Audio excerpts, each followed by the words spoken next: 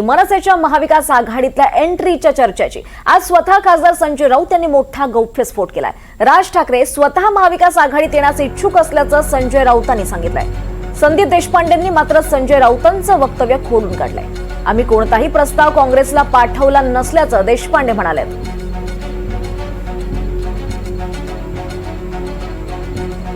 तर आता संदीप देशपांडे यांनी सुद्धा यावर उत्तर दिलंय। आम्ही कोणताही प्रस्ताव काँग्रेसला पाठवला नाही असं संदीप देशपांडे यांनी स्पष्ट केलंय। संजय राऊतांचा दावा देशपांडेंनी खोडून काढलाय।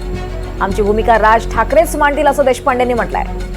तर मवियात राज ठाकरेंना येण्याची इच्छा आहे असं राऊतांनी दावा केला होता।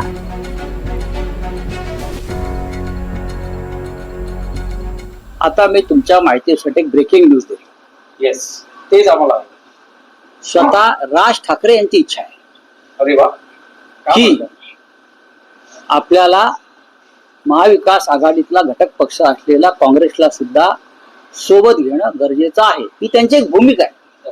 त्याचा अर्थ निर्णय नाही। मी परत बघा मी काय म्हणतोय, कारण प्रत्येकाचं या राज्यामध्ये एक स्थान आहे। जसं शिवसेनेचं आहे, म्हणजे आमच्या बाळासाहेब ठाकरेंच्या, उद्धवजींच्या, महाराष्ट्र नवनिर्माण सेनेचा आहे, माननीय शरद पवार साहेबांचा आहे, डाव्या पक्षांचा आहे।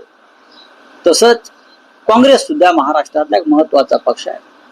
काही निर्णय घेताना जसं शिष्टमंडळामध्ये काँग्रेसचा समावेश होणं गरजेचं आहे, ही आमच्या सगळ्यांची भूमिका आहे। ती राज ठाकरे साहेबांची सुद्धा आहे।